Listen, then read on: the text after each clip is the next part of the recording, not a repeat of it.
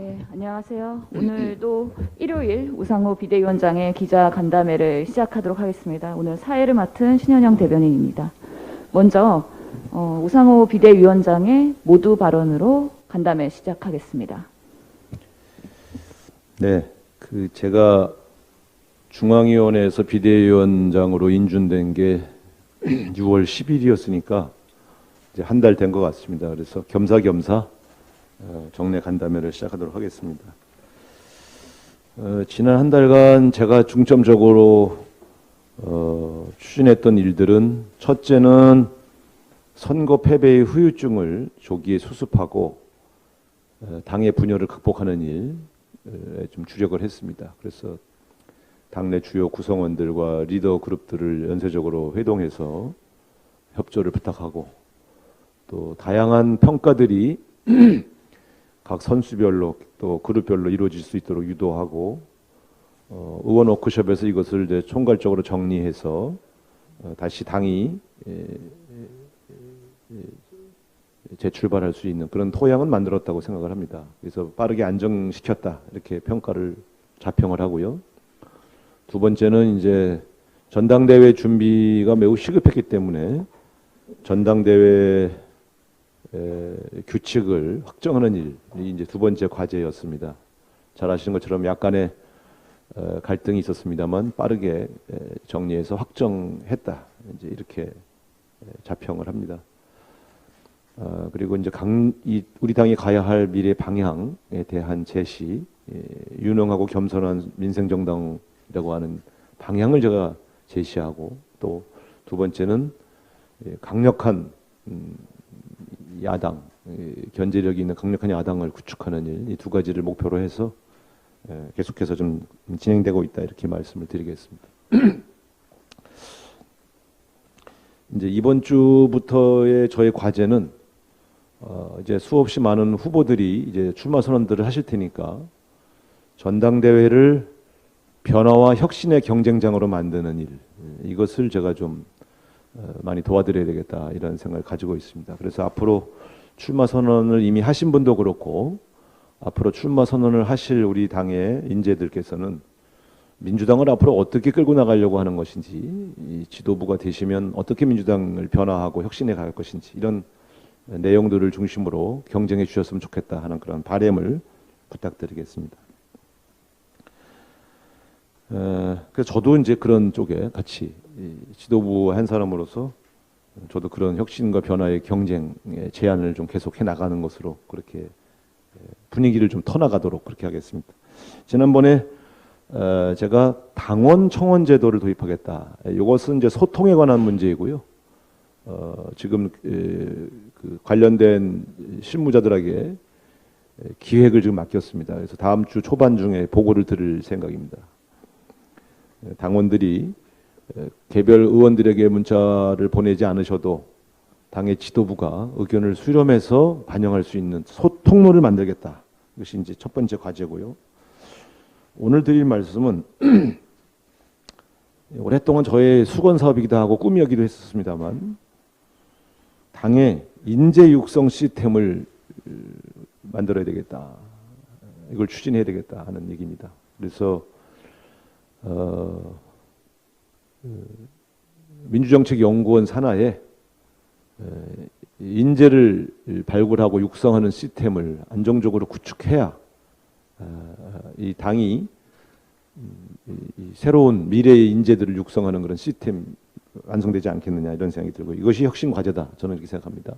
그래서 그동안 보면 선거 때만 되면 외부에서 전문가들을 많이 영입해서 공천을 드렸는데, 물론 굉장히 안착하고 성공하신 인재들이 많이 있습니다만, 아무래도 그러다 보니까 당에서 오래 활동하면서 꿈을 꾸었던 분들이 박탈감도 있었고, 당에 오래 근무하면 바로 중고된다, 이 신상이었는데, 나도 신상이었는데 이제 중고됐다, 이런 박탈감을 호소하는 인재들이 꽤 있었습니다. 그래서 인재를 선거 때에 영입하는 것도 물론 꼭 해야 할 일이겠습니다만, 당이 좀 젊은 청년들, 또 여성들, 좋은 인재들, 전문가들을 당 차원에서 계속해서 발굴하고 육성하는 시스템 도입이 필요하다. 그래서 민주연구원 안에 이런 구조를 만들어야 되겠다 이렇게 생각을 합니다.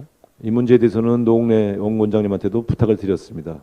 이런 시스템을 한번 구상을 해보십시오 했는데 이거는 법을 좀 바꿔야 할 그러한 과제입니다. 그래서 현재는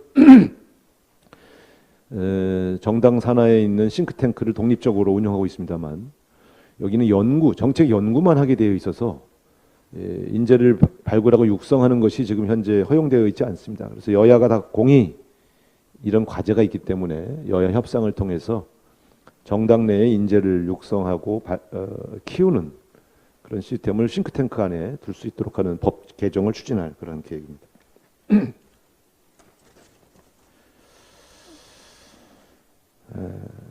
세 번째 드릴 말씀은 이 당원 건강한 당원 문화를 정착시키는 일, 이것도 굉장히 중요한 일인 것 같습니다. 최근에 일부 열성 당원이 보여주는 극단적 소통 방식에 심각한 문제가 발생하고 있습니다. 이걸 팬덤 문화라고 해서 우리가 토론도 했었습니다만 저는 팬덤 문화 자체가 나쁘다고 보지는 않습니다. 근데 문제는 이게 분열적이고 혹은 좀 증오를 부추기는 방식, 갈등을 부추기는 방식의 소통 방식에 문제가 있는 게 아니냐 이렇게 생각합니다. 최근에 한 당원이 박지원 전 비대위원장에게 보여주었던 모습, 제가 윤리감찰단에 조사를 지시했습니다만 결국은 이게 이제 터질 것이 터졌다 이렇게 보여지는 거 아니겠습니까? 그래서 이 문제는 이런 일이 생겼을 때 이걸 어떻게 개선할 거냐 하는 문제들도 연구 과제가 되어야 되겠습니다. 어쨌든 우리 당원들에게 당을 사랑해 주시고 당이 좀 잘 되도록 여러 가지 열성적인 의견을 보내주시는 것은 감사하지만 좀 극단적 소통 방식은 좀 지양해 주셨으면 하는 부탁을 오늘 다시 한번 말씀드리겠습니다. 제가 여전히 그렇게 생각합니다만 이 상대를 설득하고 본인의 의사를 잘 드러내서 민주주의가 보다 풍성하게 만드는 그러한 과정으로서의 의견 개진은 바람직하다고 보여집니다만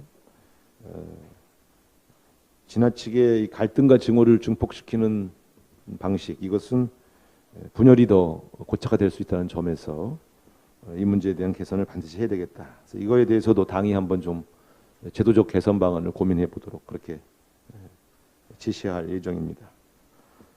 어쨌든 당원 여러분들께서도 답답하셔서 그렇겠지만 어쨌든 최대한 예의를 갖춘 의견 개진을 좀 지켜주실 것을 또 부탁드리겠습니다.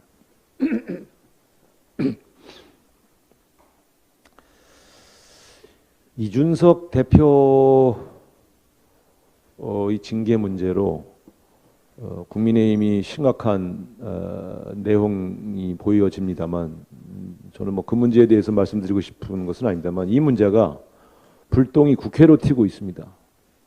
좀 걱정스럽습니다.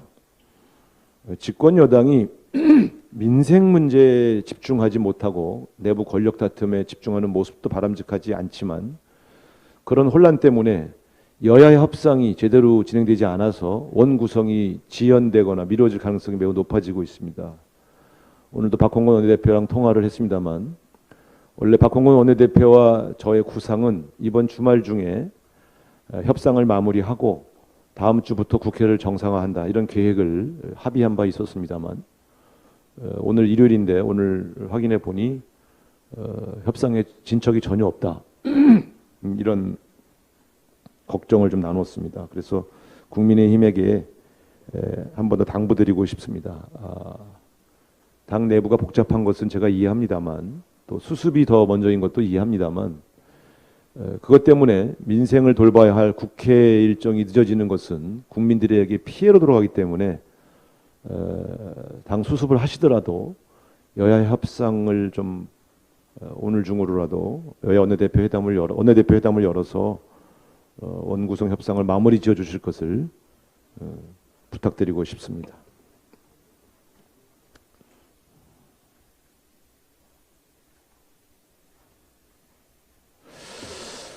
오늘이 윤석열 대통령이 취임한 지 2달째 되는 날이기도 합니다. 3월 10일 날 아니죠. 5월 10일 날 취임하셨으니까 오늘이 7월 10일이니까 2달 되셨는데 지금쯤 한번 두 달 평가를 스스로 하시고 국정 운영의 방향에 변화를 좀 가져오셔야 할 시점이 아닌가 이렇게 생각을 합니다. 여당은 권력 다툼으로 정신이 없고 대통령은 민생에 소홀하고 대통령의 배우자는 국기문란에 해당되는 행위들을 함부로 진행하고 있는 이 과정, 그리고 이 문제 제기가 되었을 때 보이는 국민 무시하는 그런 태도, 이런 것들은 저는 굉장히 심각하고 위험하다, 적신호다, 이렇게 제가 경고합니다. 그래서 좀 국민들 속에서는 윤석열 대통령이 이렇게 나올 줄 몰랐다, 이런 실망감이 굉장히 확산되고 있는 것도 사실입니다. 그런 측면에서 계속 오만하게 버틸 문제가 아니라 국정 운영의 전반에 대해서 2개월밖에 안 됐으니까요. 빨리 재점검을 해서 국민들과 소통하고 겸손하고 그리고 민생을 최우선으로 생각하는 그런 변화가 있어야 된다는 점을 당부드리고 싶습니다. 네, 이상입니다. 질문 있으시면 답변 드리도록 하겠습니다. 예, 질문 있으신 기자님 소속과 이름 밝히시고 손 드시면 지명해드리겠습니다. 질문. 예. 네, 전자신문 최기찬 기자입니다. 아까 입법상 정당법 개혁 네. 입법 얘기하셨잖아요. 혹시 그 내용에 지금 정당원들도 지금 상근 근무하는 자들이 한 200명 정도로 지금 정당법에 규정돼 있는데 그런 내용들도 좀 포함이 되어 있어서 좀 아니, 오늘 제가 전체적으로 말씀드린 건지. 것은 지금 정당 내에 싱크탱크를 설치할 수 있도록 그렇게 당시에 법을 개정한 것은 원내 정당, 정책 정당으로 가는 과정에서 보다 더 정책을 전문적으로 연구하고 그런 내용들을 공급하는 그런 연구 기관이 설치를 할 필요가 있다. 그래서 이제 2004년도에 설치가 됐거든요. 근데 그 당시에는 주로 이제 정책 연구, 비전 이런 것들을 제시하는 기능을 중심으로 해서 기획을 했는데 지금 이제 20여 년, 18년 됐죠. 한 20여 년 가깝게 운영을 해보니까 인재를 교육시키고 양성하는 조항이 없어서 싱크탱크 안에 사람을 키우는 제도를 도입할 수가 없어서 제가 말씀드린 것은 이제 앞으로 뭐 정치개혁 특위나 이런 게 만들어지면 다른 것도 많이 다루겠지만 요것은 여야 간에 쉽게 합의할 수 있는 내용이니 이 문제에 대해서 여야가 좀 합의해서 인재를 육성하는 시스템을 각 당의 싱크탱크에 설치할 수 있도록 열어주는 법 개정을 하자, 이런 정도의 제안입니다. 예, 다음 질문 있으실까요? 네, 서울경제 정선 기자입니다. 아까 말씀도 하셨고 오기 전에 지난번에 취임 후에 기자 간담회 때 내용을 좀 들어봤는데 세 가지 말씀하셨더라고요. 유능한 민생정당, 그리고 분열의 언어금지, 그리고 야당의 자기 정체성을 가지자. 각 부분별로 아까 가볍게 자평을 하셨지만 좀 세부적으로 평가도 좀 부탁드리겠습니다. 제가 비대위원장 취임하면서 했던 첫 번째 기자회견에서 했던 얘기들을 지금 제가 계속 프로그램화해서 진행하고 있거든요. 새로운 얘기는 아닙니다. 그런데 제가 이제 엊그저께 인터뷰에서도 말씀을 이제 드렸습니다만 민주당의 혁신은 국민들의 사랑을 받고 신뢰를 회복하기 위한 혁신이어야 됩니다. 그렇다면 우리가 지난 선거에서 국민의 심판을 받은 것은 뭔가 우리들이 관심을 갖고 있는 사항에 너무 집중한 나머지 국민들이 절박하게 느끼는 문제에 우선 순위를 두지 못했다라고 하는 평가가 있었던 것으로 저는 생각합니다. 그래서 저는 무능과 독선, 오만 이런 이미지가 국민들이 민주당의 신뢰를 잃게 했던 결과를 만들었다, 이런 반성이 있고요. 거기서로부터 좀 더 유능해져야 되겠다. 유능해진다는 것은 결국 국민들의 먹고 사는 문제에 있어서 성과를 내는 그런 정당으로 변모해야 된다. 저는 이게 굉장히 중요한 혁신 과제라고 생각합니다. 흔히 혁신 과제 그러면 뭐 삼선 제한, 이런 주로 정치 혁신과 관련된 내용들을 많이 얘기하는데 저는 민생 혁신이 더 중요하다고 생각합니다. 우리 정당이 국민을 위한 정당으로 거듭나게 만드는 것, 그것이 더 중요합니다. 정치 혁신도 해야 되지요. 그러나 역시 민생에서 성과를 내는 유능한 정당. 두 번째는 태도의 문제입니다. 겸손해져야 됩니다. 내 생각만이 옳다. 저쪽은 틀렸다. 이런 식의 태도들, 선민의식을 버려야 됩니다. 그래서 상대방의 의견도 존중하면서 그러나 내 생각들을 더 준비된 내용으로 잘 드러낼 수 있는, 그러면서도 항상 겸손한 그런 모습을 보이는 것이 민주당의 혁신 과제다. 저는 여전히 이렇게 생각하고 있고요. 부족하지만 그런 방향으로 민주당을 지금 변모시키고 있는 과정이다. 제가 이렇게 국민들에게 보고를 드리겠습니다. 또 한편으로는 그동안 여당이었으니까 야당은 어떤 야당상을 가져야 되느냐. 민주주의 후퇴를 막고 권력의 오만과 독선을 견제하는 강력한 야당으로 거듭나야 된다. 이제 여당 체제를 버려야 된다. 이제 이런 이것도 하나의 변화의 방향이 있죠. 이 과정에서 우리 당 내에 일부 있는 나쁜 문화, 분열, 갈등, 증오, 저는 이런 것들도 문제라고 생각합니다. 제가 이번에 한 가지 예를 들면 이렇습니다.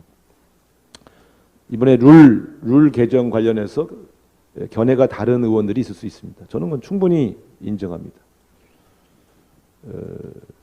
전준위에서 안이 나왔고 전준위 안을 기초로 비대위가 토론했고 어떤 결정을 내렸고요. 당무위원회가 준비되어 있었습니다. 본인들의 견해가 다를 때 지도부 면담을 먼저 신청해야 됩니다. 지도부에게 의견을 전달해야죠. 먼저 우리들 생각은 다르다. 지도부 생각은 다르다. 그래서 면담을 신청하면 한 대씩 만나드리지 않습니까? 그 속에서 얘기를 해야죠. 기자회견장으로 먼저 달려가는 것은 프로토콜로 보면 바람직한 모습은 아닙니다. 당내 대화가 막혀 있다고 판단될 때 기자회견장으로 가시는 것이 옳습니다. 당내 소통이 가능한데 왜 지도부한테 먼저 전달하지 않고 기자회견장으로 먼저 가십니까? 이런 방식도 개선되어야 됩니다. 저도 과거에 기자회견장에 여러 번 서봤습니다만 지도부하고 면담을 여러 번 신청했는데 면담을 안 받아주거나 면담을 했는데 꽉 막혀 있거나 할 때 기자회견장으로 간 그러한 견해가 있었죠. 이런 것도 일종의 하나의 문화인데요. 그런 프로토콜들이 잘 정립되었으면 좋겠다. 그런 제안도 우리 당내 구성원들에게 좀 말씀드리고 싶습니다. 예, 다음 질문 받겠습니다.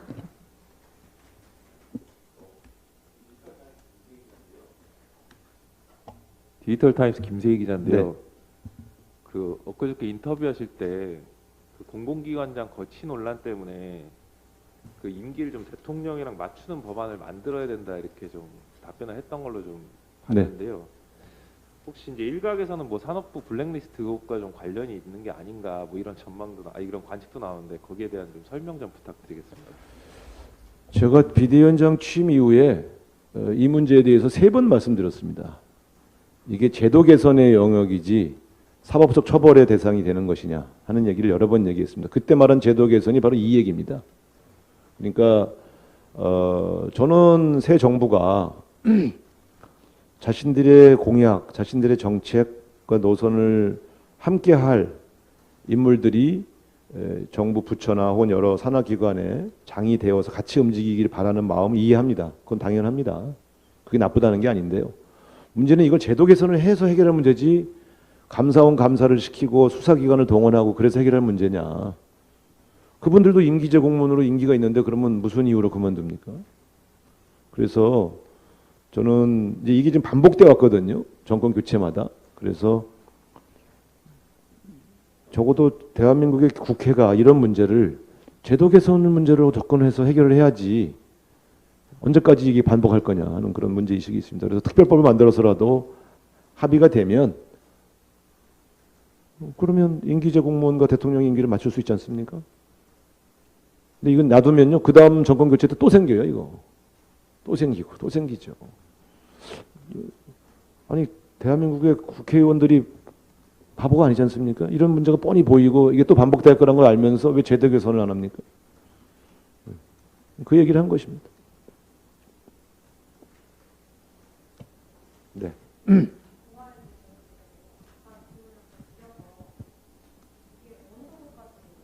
어느 정도 선까지 지금 검토가 된 건지 또 논의 과정이 있는 게 있는지 또 전현희 국민권익위원장 같은 분들의 반발 같은 것도 좀 예상이 되는데 그런 건 또 어떻게 이제 핸들링하실 예정인지. 아니 국회에서 국회의원들이 합의하면 그게 하나의 제도가 되는 것이죠. 개인의 반발이 뭐 중요합니까? 그러나 이런 제도를 만들지 않고 일방적으로 물러가라고 하면 저는 물러가면 안 된다고 생각합니다. 임기제 공무원이 임기를 보장한 이유가 있지 않습니까? 그러면 우리가 당시에 윤석열 검찰총장 마음에 안 들면 중간에 자릅니까? 우리하고 견해가 다르다고? 그렇게 하면 안 되잖아요. 똑같은 문제를 다 경험했던 거 아닙니까? 그래서 이걸 자꾸 무슨 저는 항상 말씀드리지만 뒤에 어떤 의도나 음모를 갖고 사는 사람이 아닙니다. 항상 미리 예고한 것을 제안하고 못 알아들으면 구체적으로 얘기해주고 이런 과정을 거치고 있거든요. 그래서 지금 대한민국의 민주주의가 지금 정권 교체가 벌써 여러 번 진행되면서 정착됐는데 이 문제를 아직도 정권 바뀔 때마다 소모적인 논쟁과 이런 문제를 삼아야 되겠느냐 하는 문제를 갖고 있습니다. 아니 감사원이 이런 거나 해야 되겠어요? 임기제 공무원 뒤파갖고 물러나는 일에 앞장서야 되겠어요? 감사원이? 과거에 제가 이명박 정부 들어섰을 때 정현주 KBS 사장을 감사원이 감사해서 고발해가지고요. 예. 그래서 물러난 적이 있습니다. 법원에서 무죄 났어요 나중에. 근데 그때 다시 복귀할 수가 없잖아요. 제 초선 때부터 경험했던 일이라 이런 거는 참 안 좋은 것 같다. 감사원이 특정한 사람을 쫓아내기 위한 일을 대행해주고 그게 뭡니까? 감사원이 그런 거 하라고 만들어 놓은 거 아니잖아요. 그래서 저는 이제 좀 국가 운영을 좀 정상적으로 상식적으로 해보자 이런 제안입니다. 근데 그건 여야 합의가 반드시 필요하지 않습니까? 만약에 우리가 임명했던 임기제 공무원 임기 만료할 시점에서 그렇게 하자 그러면 그 말을 듣겠습니까? 어쨌든 그런 저의 의견을 말씀드렸습니다. 그럼 뭐 저희가 임명했던 임기제 공무원들과 의논했던 것은 아닙니다. 예. 지금은 뭐 특별히 추진되고 있는 일은 없고요. 뭐 원구성 협상도 안 되는데 뭐 이런 얘기가 진척이 될지는 모르겠습니다만 원구성 협상 끝나면 저는 얘기해볼 만한 가치가 있는 사안이다 그래서 제 나름대로 제안을 해보고 있는 것입니다. 네, 다음. 네, YTN 조성호입니다.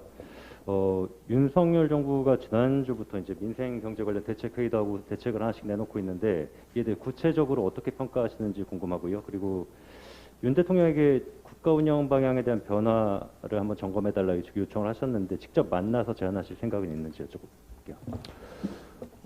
저희가 여러 차례 대통령이 직접 민생과 경제 관련된 대책을 챙기고 직접적인 비상회의를 소집해라 이런 여러 번 말씀드렸지 않습니까? 그러니까 늦었지만 지금 그렇게 회의를 하고 계신 것은 바람직한 거죠. 저는 그건 잘하신 거다. 좀 늦었지만 계속하셔라. 국가가 위기가 오는데 대통령이 모든 걸 책임지고 전면에 나서서 진두지휘하는 모습을 보여주셔야 국민이 안심한다. 점에서 늦었지만 다행이다. 잘하신 거다. 이렇게 칭찬드리고 싶고요. 제가 실제로 지금 오고 있는 복합 위기는 IMF나 2008년도 위기보다 훨씬 더 심각한 위기가 오고 있다고 보거든요. 그래서 이런 문제에 대해서는 협력을 아끼지 않겠다 이런 입장을 말씀드렸습니다. 대안에 있어서 여러 가지 견해가 다른 것은 있으나 그렇다고 해서 대화를 해서 공동으로 국가 위기를 극복하기 위한 노력을 안 할 수는 없지 않습니까? 그런 측면에서 경우에 따라서는 사회적 대타협 기구도 필요하고 여야 간의 민생을 같이 논의하는 기구도 아마 필요할 겁니다. 근데 지금 이걸 좀 여당이 원래 주도를 해야 되는데 이걸 왜 야당이 제안하고 있는지 제가 솔직히 답답한 거죠. 여당은 내부 혼란에 정신이 없고 원구성 협상도 제대로 안 되고 이게 좀 답답합니다. 그래서 제가 계속 촉구하는 건 야당이 무슨 여기서 정책 이익을 먹겠다 이런 생각이 전혀 없습니다. 진짜 위기 대응을 같이 하고 싶습니다. 그래서 저희들의 진심을 잘 판단해 주시기 바랍니다. 그러나 야당이 먼저 여당이나 대통령에게 만나자 이렇게 제안하는 것은 저도 여당을 해봤습니다만 그거보다는 대통령과 여당이 먼저 제안하고 거기에 야당이 응하는 것이 국가의 모양에 있어서 좋은 것이다. 저는 이렇게 생각을 합니다. 제가 제안할 수도 있지만 대통령과 여당이 그런 대화를 제안하면 반드시 참석하겠습니다. 예, 다음 질문 받겠습니다. 지금 5분 하셨는데요. 예, 전자신문. 네, 하나 더 여쭤보겠습니다. 전자신문 최희창입니다. 그 지난주 화요일에 광주에서 민주유공자법 추진 밝히셨는데 그 좀 어떻게 좀 추진을 하고 계신지 좀 말씀 부탁드립니다. 네, 사실 저는 뭐 민주화 운동에 참여했고 뭐 여러 가지 뭐 제가 활동한 것은 다 아시겠습니다만 저는 개인적으로 민주화 운동에 참여한 것이 무슨 보상을 바라고 참여하지 않았기 때문에 저는 민주화 운동 관계자들로 관련자들로 등록해서 인정받는 것조차 신청하지 않았습니다. 어떤 분들은 민주화 운동 관련자로 등록하면 이제 자녀들이 대학 입학할 때 좀 여러 가지 가점 받고 그런 케이스로 입학한 사람도 있는데 저는 일체 제 스스로 민주화 운동에 관련하여 보상과 배상을 받을 생각이 없습니다. 그러나 민주화 운동 과정에서 희생되신 분들, 숨져가신 분들은 사실 국가가 저도 대한민국의 민주주의가 정착된 마당에 제대로 평가해 줄 필요가 있다. 저는 그렇게 생각을 하고요. 그동안 제가 민주화 운동 관련자여서 직접 이 말씀을 못 드렸는데 지난번 이한열 열사 추모식에서 이한열 열사의 어머니 배은심 여사는 저와 35년간 특별한 관계, 이한열 열사를 대신해서 제가 어머니처럼 모셨던 분인데 그분의 마지막 유언이 민주유공자법을 제정해 달라고 하신 것이어서 이제 좀 그 법 개정에 대해서 법 제정에 대해서 국민들의 이해를 구하고 추진할 단계가 된 게 아닌가 이렇게 말씀을 드렸습니다. 원구성에 아직 합의가 안 돼서 구체적인 추진이 되고 있지는 않지만 적어도 민주화 그러니까 지금 생존해 있는 민주화 관련자들은 말고 희생된 분들을 유공자로 인정하는 그런 법 제도 개선은 필요하다 그런 말씀을 드렸고요. 이한열 여사 영전에서 또 배은심 여사님 그 묘역에서 그 정도 약속을 드리는 것이 제 도리다 해서 막 약속을 드렸습니다. 한번 본격적으로 추진을 해보도록 하겠습니다. 그래서 원구성이 되고 이 문제가 시작되면 지금 250일째 농성하고 있는 우리 그 유가족들 찾아뵙고 농성 해제를 호소할 그런 생각입니다. 근데 지금은 구체적으로 뭐 시작이 안 되고 있어서 아직은 찾아가서 말씀드릴 단계는 아닙니다만 여야 협상이 어떻게 될지 모르겠습니다만 제가 비대위원장으로 있는 동안에 뭐 통과를 위해서 최대한 노력해 보겠습니다.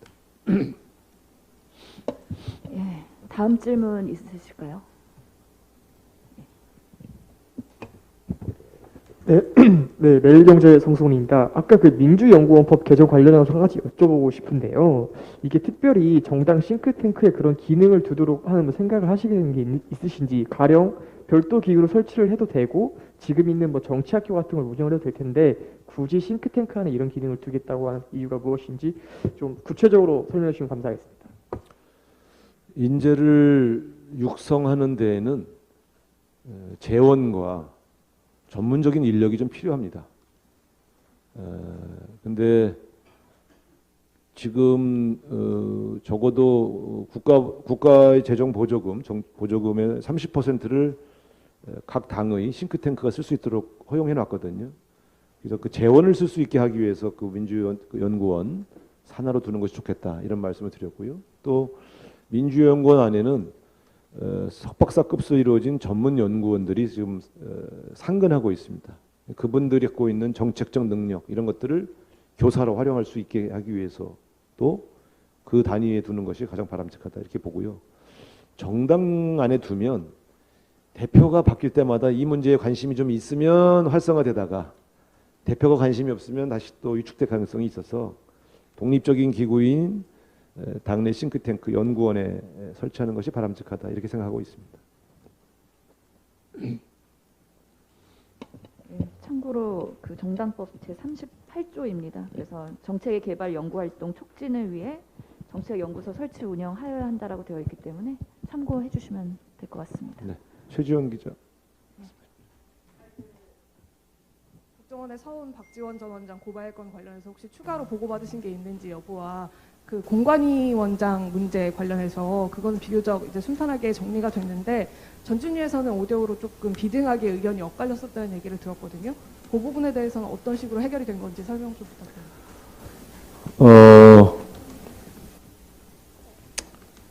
박지원 전 원장님하고는 제가 길게 통화도 했고 상황 파악도 했습니다만 어쨌든 이 문제는 뭐 내일 오후 1시 반에 정치보복수사 대응 그 위원회에서 한 번 더 논의할 계획이라서 오늘은 말씀을 좀 드리지 않는 걸로 그렇게 하고요. 어쨌든 이 권력기관 장악과 보복수사는 반드시 연동되어 있습니다. 저의 몇십 년 경험으로는. 그래서 설사 윤석열 대통령이 그런 의도가 아니라 할지라도 권력기관의 이 장악, 권력기관을 장악하고 있는 사람이 또 장악하게 되면 비극적인 일들이 많이 생겼죠. 그래서 우리가 독립성을 굉장히 강화했던 겁니다. 효율성보다 독립성을 강조했던 건 권력기관은 반드시 그 권력을 휘두르려고 하는 속성들이 있기 때문에 그 독립시키지 않으면 반드시 과잉충성까지 이루어진다. 예를 들어 87년에 박종철 열사, 고문치사나 이한열 열사의 죽음이 그게 청와대가 그렇게 지시해서 생긴 일은 아니지 않습니까? 권력기관의 과잉충성 과정에서 생긴 일이거든요. 그래서 이 수사기관의 독립성 확보의 문제는 민주주의에서 매우 중요한 문제였고 우리가 목숨을 걸고 쟁취한 민주주의 매우 중요한 한 영역입니다. 이걸 지금 훼손하겠다고 하니 저로서는 이걸 용납할 수가 없는 것이죠.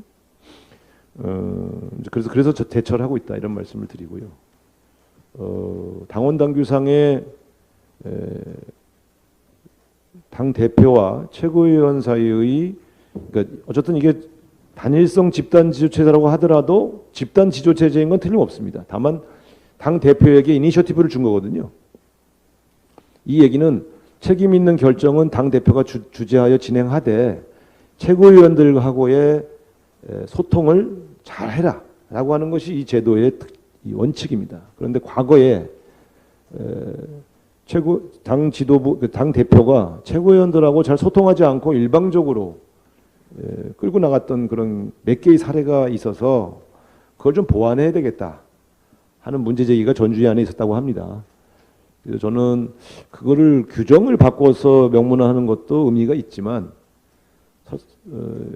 규정을 결국 그것은 당 대표를 맡은 당 대표의 모럴리티 문제지 그 규정을 막 강제한다고 해서 되는 문제냐 하는 판단도 갖고 있고요. 그래서 이왕이면 그거는 운영에 관한 문제라서 뭐 개정해도 별 문제 없겠네 이렇게 생각해서 토론을 시켰습니다만 최근 규칙 개정 관련해서 이 당내 구성원인 국회의원님들하고 당원들 사이에 여러 가지 오해가 발생했기 때문에 불필요한 긴장 관계를 여기서 만들 필요가 없다. 아무리 선의로 진행해도 또 다른 억측과 음모론이 나올 텐데 그렇다면 이 문제는 전준위에서 문제 제기된 내용을 다음 지도부에게 전달해서 다음 당대표 되시는 분이 이 문제를 손을 보도록 하거나 운영을 원만하게 하도록 그렇게 하시는 것이 맞겠다. 이렇게 판단해서 당원당규 개정까지는 가지 않도록 결정한 것입니다. 예, 다음 질문 있으신가요?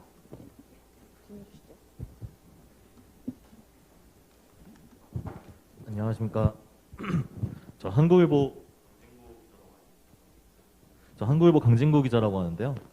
저 윤리감찰단에 회부된 그 당원 관련해 가지고 좀 조속하게 좀 처리가 이루어졌다라는 평가들이 있는데 좀 조속하게 이거를 좀 처리를 지시하신 이유가 일단 궁금하고요. 두 번째로는 이 싱크탱크 민주연금 원법 개정 관련해 가지고는 그 향후에 이렇게 해서 발굴될 인재들에 대해서 공천에 관련해서 우선권을 준다든지 특별히 할당을 좀 검토하고 계신지도 궁금합니다. 그 당은 당 대표든 혹은 이제 지도부의 회의 결과든 당내 구성원들에게 사무처에 이런 일을 연구해 와라. 그러면 이제 당 사무처가 관련된 제도들을 설계하고 그 설계된 내용이 비교적 완성도가 높을 때 지도부에 보고해서 제도화하는 이런 시스템을 갖추고 있습니다. 그래서 제가 지시했지만 하루 이틀 만에 바로 오는 것은 아니지 않겠습니까? 윤리감찰단은 조사를 개시한 것으로 알고 있습니다. 아직 그 조사 결과를 보고받지 못했습니다. 싱크탱크에서 발굴된 인재는 어떻게 할 거냐? 아직 그 시스템이 오늘 지금 처음 말씀드렸는데 그것이 공천에 어떻게 영향을 줄 건지까지 설계하는 것은 아직은 좀 말씀드릴 단계는 아닌 것 같고요. 뭐 의무적으로 배정하거나 아마 그러기는 좀 쉽지 않지 않겠습니까? 그러나 우선적으로 하는 정도의 표현은 가능하겠죠. 의무적으로는 좀 어려워도. 그리고 그러나 그것도 그 인재가 어느 정도의 역량을 가지고 있는 사람인가를 당시 그 시기의 공천심사기구나 지도부가 판단할 문제이지 지금 제가 말씀드릴 문제는 아닌 것 같습니다. 그러나 전제는 당에서 발굴한 인재를 당내의 당직이든 혹은 선출직 공직자로서 공천하든 반영을 한다는 것을 전제로 인재를 육성해야 되는 거 아닐까요?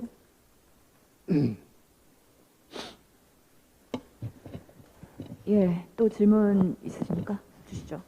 오늘 이렇게 많어 질문이. 네, 연합뉴스 TV 나경렬이라고 합니다. 그 방금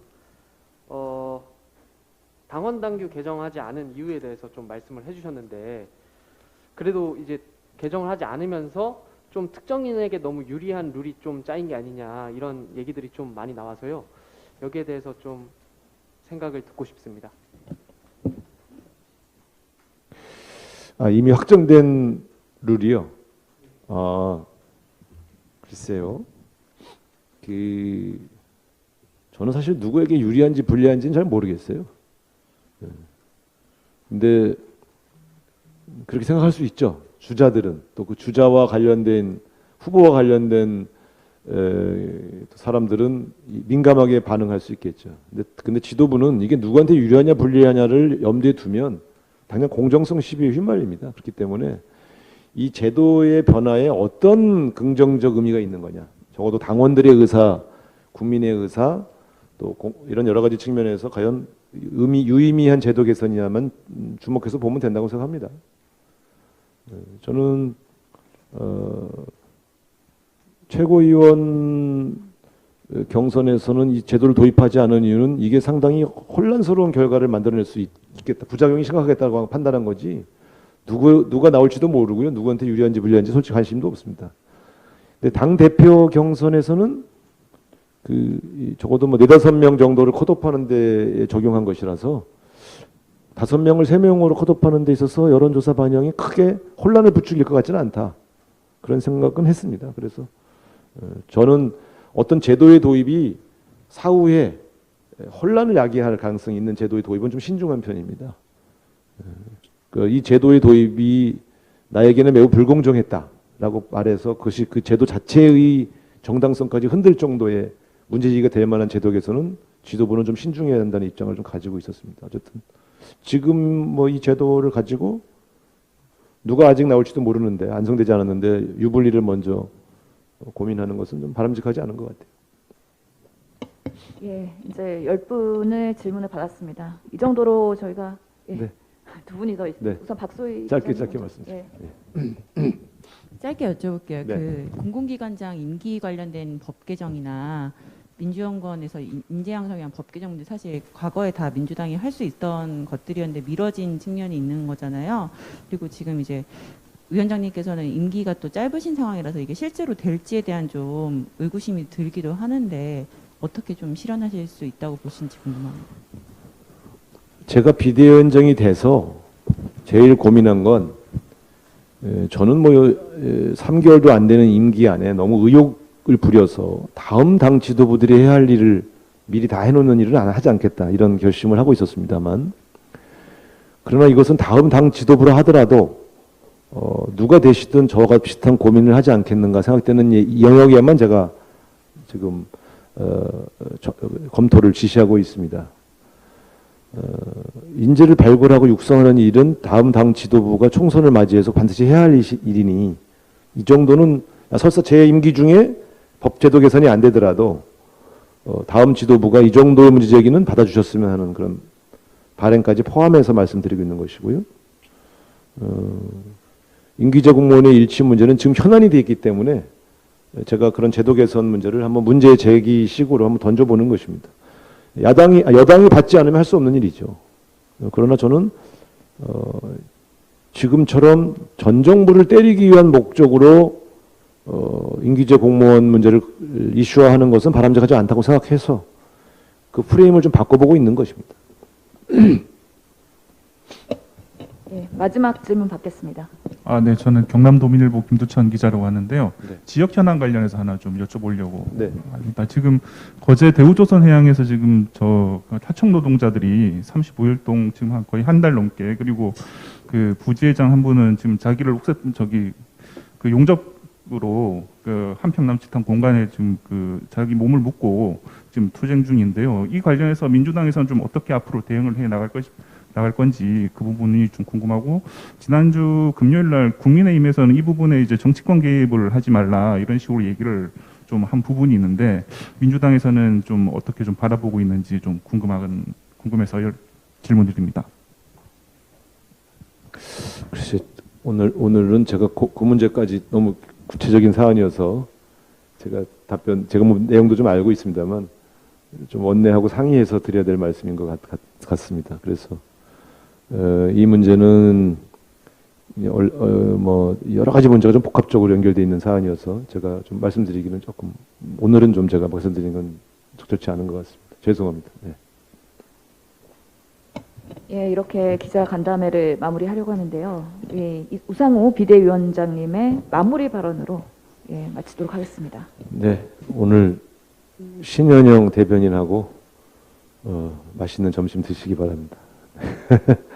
네, 어쨌든 지난 30일 돌아보니까 30일이 한 3년 된 것 같은 느낌이 들 정도로 많은 일들이 있었던 것 같습니다. 여러분들의 관심과 협력 속에서 그래도 비교적 큰 탈 없이 30일 지내왔다 이렇게 자평하면서 남은 기간 우리 민주당이 좀 잘 활성화되고 다시 일어설 수 있는 기틀을 만드는 일에 더 열심히 하겠습니다. 고맙습니다. 네.